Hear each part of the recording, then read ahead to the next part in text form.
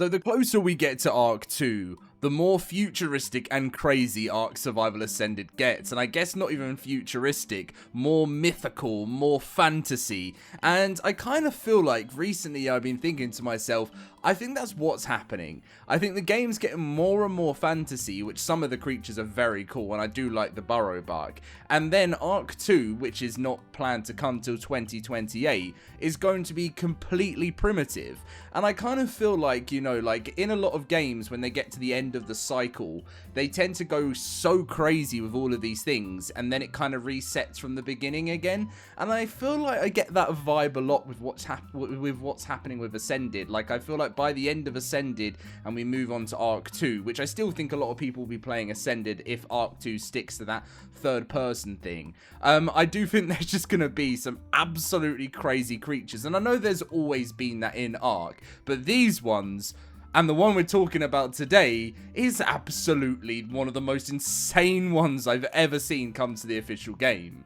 Now, if you guys enjoyed today's video, feel free to drop a like and subscribe, and of course come and join us over in the LoadedCrysis cluster for every single map possible. Link to our Discord is down below, and of course we'll be giving away some more Fantastic Tames Season 1 keys as we get closer to the launch. Let's dive into the official release date. We've actually got 2 of them, which now have release date, all for 2026.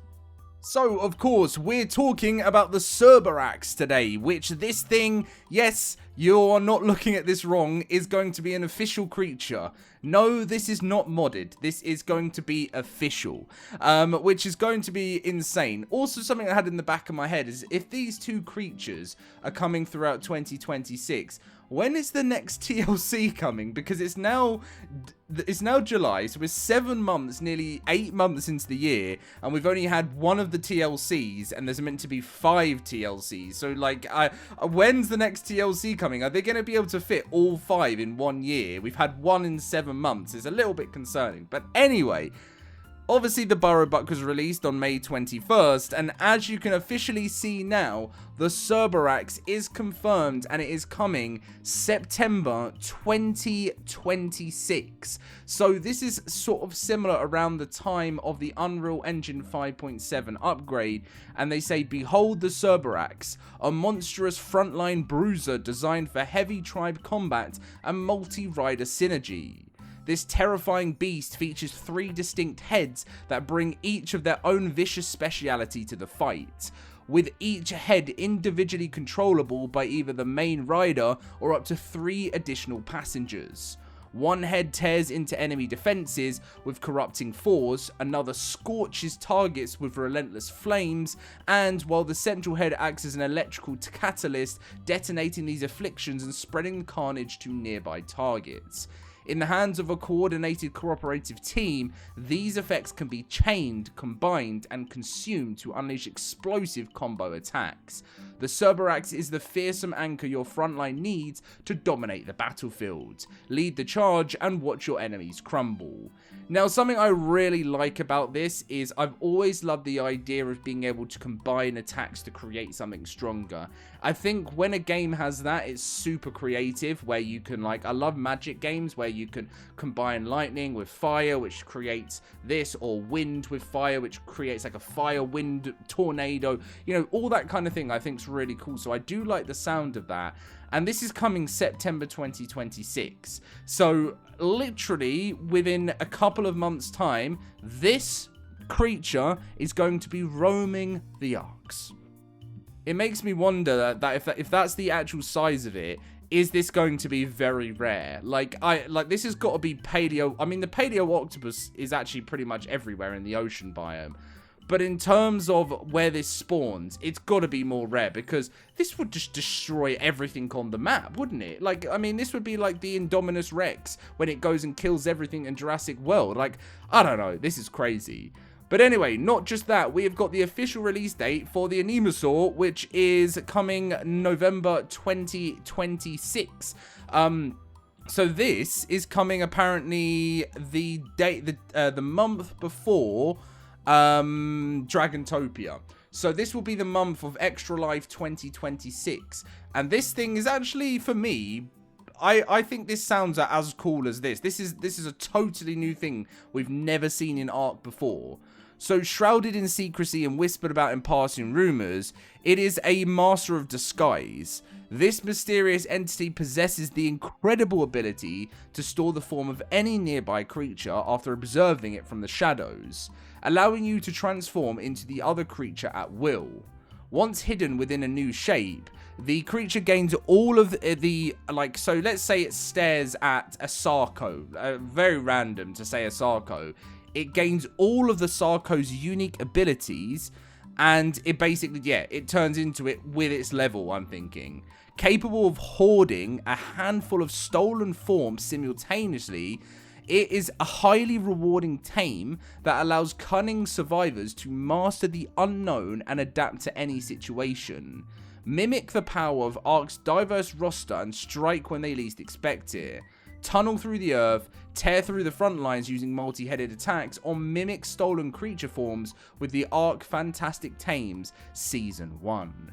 So the official, they didn't even announce that. Like, I'm guessing this is going to be announced in Friday's crunch, but it just updated on Steam, and the wildcard didn't say anything, and they've just updated the release date. So Cerberax is coming in September, and well, I'm going to call it the giant chameleon, because that's pretty much what it is coming November. Now, it's bigger. It's kind of like this, for me, I feel like it's like the size of maybe slightly bigger than a Velonosaur. It kind of gives me that vibes. Whereas this thing is I don't know. I don't even know what Wildcard are thinking. I'm kind of terrified to find out more about what this thing's actually going to do. It's actually kind of frightening. You can actually see in the Fantastic Tames photo here. I'm annoyed that they don't have it on this page, but you can actually see that obviously this one is going to scorch fire and blow fire from its mouth and basically burn everything. So one survivor can be saddled up. It's a 3-saddle creature. So you're going to have one survivor here, one survivor there with the lightning attacks, and then one here with the poison attacks. So yeah, I don't even know how this is going to be possible.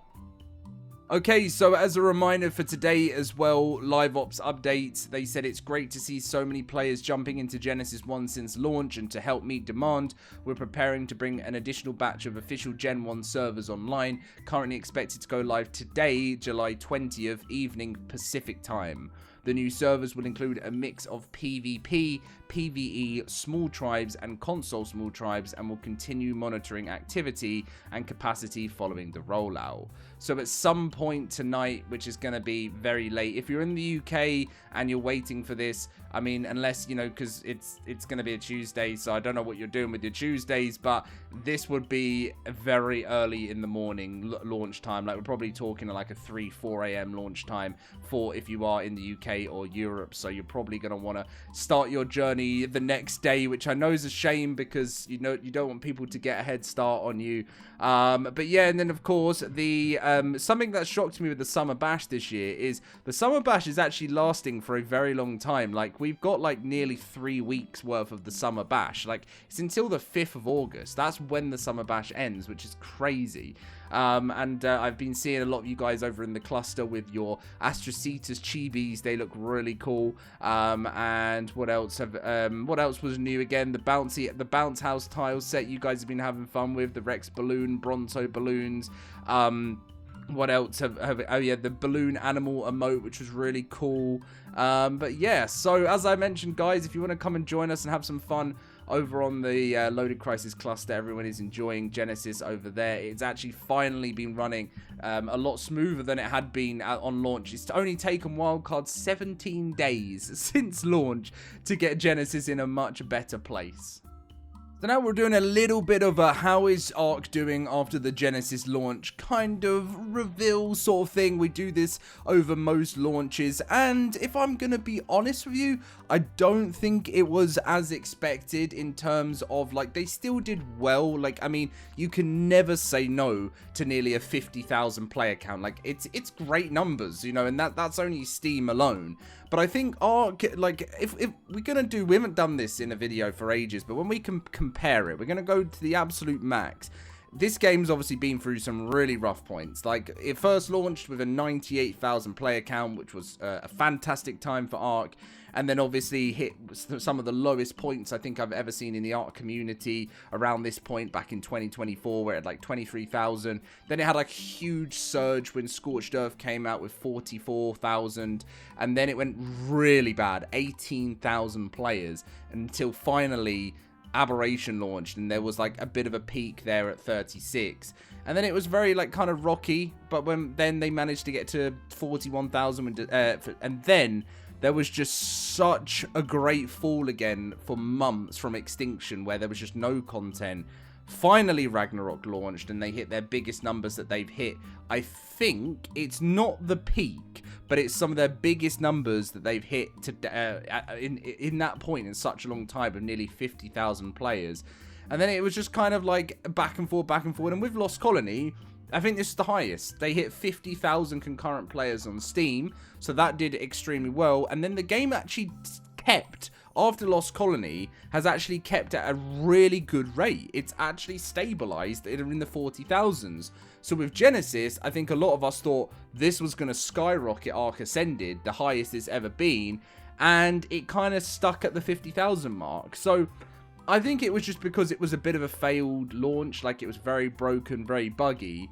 But ARK Ascended at a 50,000, 40 to 50,000 player count is pretty good going. So we'll see what happens within the next DLCs that come out. We got the Astreus Mega Update to come.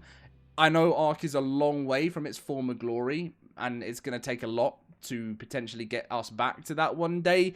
There's lots of DLC still missing. Fjorda is a huge one. Genesis Part 2 is a huge one. So we'll see what happens. But I wanted to give you an overall kind of ranking here of where ARK is. It's had like a gain of nearly 10,000 players, which is great to see.